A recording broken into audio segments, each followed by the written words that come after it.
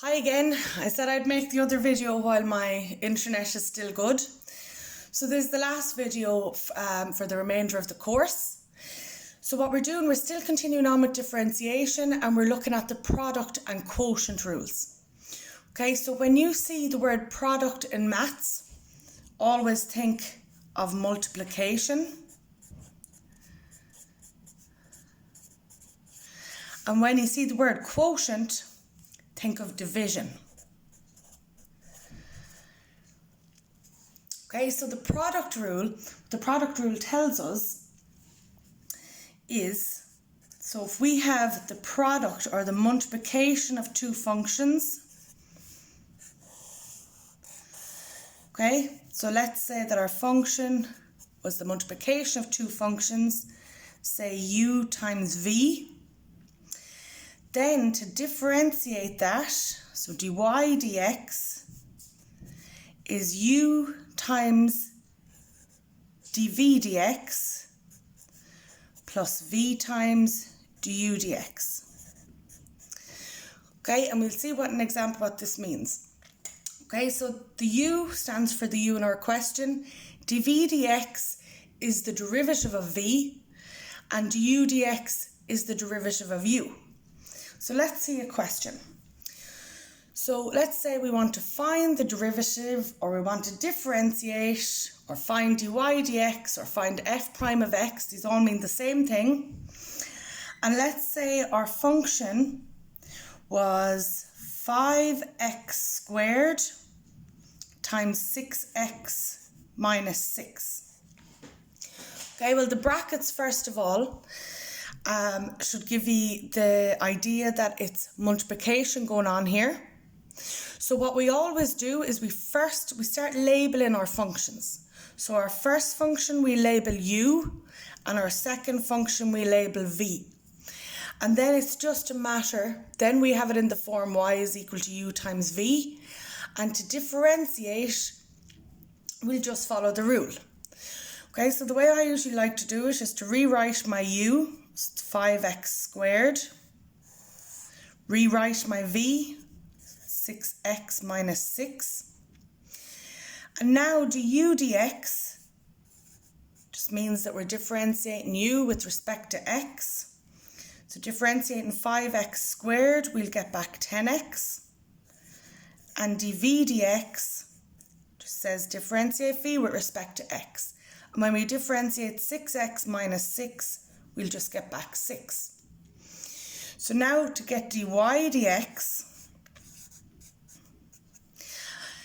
we're just going to substitute everything we have back into our formula for the product rule. Okay, and put brackets around each of these parts. So it's u, which is 5x squared, times dv dx, which is 6, plus v, which is 6x minus 6, times du dx, which is 10x.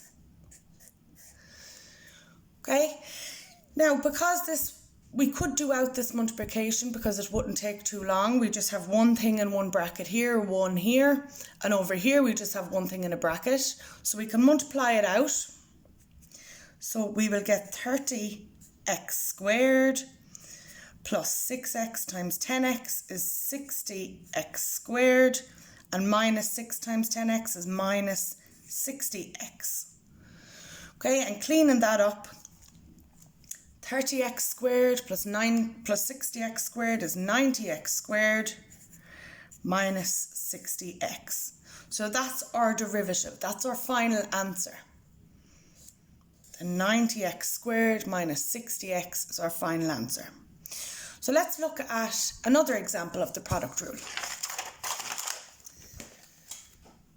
So our second example is, okay, we could be written as f of x and y are interchangeable.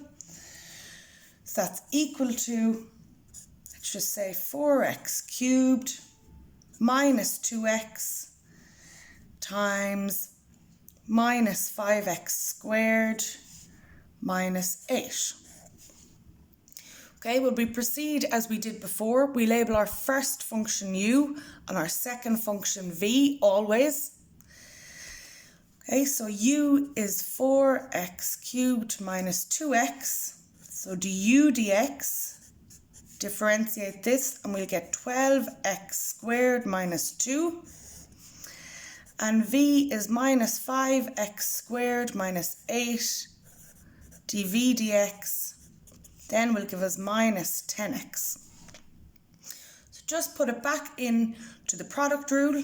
So dy dx is equal to u times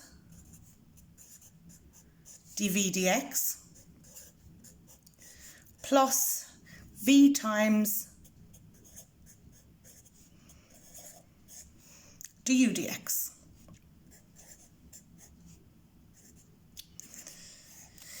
Now, if we were to multiply these out, it'd take us a while longer. So for us in this course, it's fine to just leave our final answer like this. Okay, so that's our final answer. So once you know how to do the basic rules of differentiation and you get the product rule, then you just need to substitute it straight back into the product rule. Okay, and you'd be given the product rule on an exam paper. Okay, so the next rule we want to come to is the quotient rule. And this applies when we have division of functions. Okay, so if y is equal to u divided by v, where u and v are functions, then dy dx, the quotient rule says that it's v times du dx minus u times dv dx. It's all divided by v squared. So again, the procedure is fairly similar to with the product rule. We just need to identify our u and our v correctly, differentiate both of them, and then plug it straight into the rule. Okay, so let's look at an example. Okay, so let's just say f of x, which we could call y if we wanted, is 4x plus 1 over 2x minus 3. Okay, and the procedure is always that we label our top function u and our bottom function v. Okay, so again I'll write out what u is. So it's 4x plus 1. So du dx, because we'll need that for here in our quotient rule.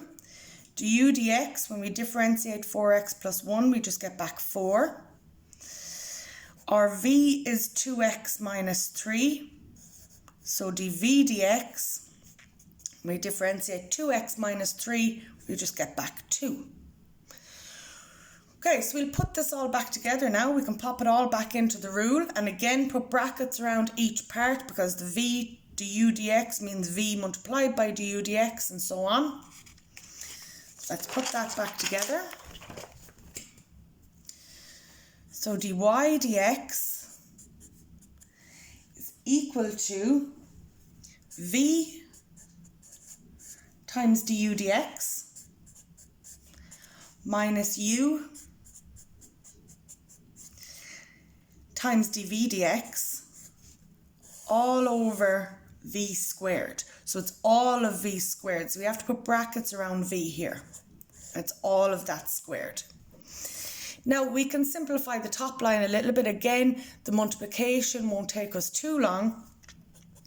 So this will give us 8x minus 12 minus 4x times 2 is 8x minus 1 times 2 is minus 2.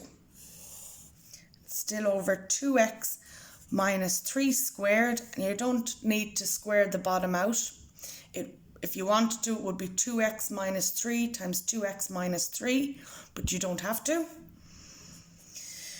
Okay, so finally 8x minus 8x is 0, and minus 12 minus 2 is minus 14. So we get minus 14 over 2x minus 3 squared. And that's our answer. So let's see another example of that. Might go to its own page, so we'll get it all done on one page. Okay, so another example of that, of the quotient rule, is, okay, so let's just say y is equal to 3x minus 7 over x squared plus 5. So straight away, so if we want to find the derivative of this, differentiate this, find dy dx, whatever way it's asked, we'll use the quotient rule because it's a division of functions. So we label our first function u and our bottom function v, always. So u is 3x minus 7, and du dx, we differentiate 3x minus 7, we'll get back 3. V is x squared plus 5, and dv dx, we differentiate x squared plus 5, we'll get back 2x. So dy dx, using the quotient rule, so it's v times du dx minus u times dv dx, and it's all over v, all of v squared, so it's x squared plus 5 all squared. Okay, now we could go and we could multiply this out and we could clean it up a little bit, but for us, and because we weren't able to have our last few classes, we can just leave it there. Okay, so that'll be the final answer. So there are lots of, there are some exercises on Blackboard on the slides for you, and all the solutions are put up there also. Okay.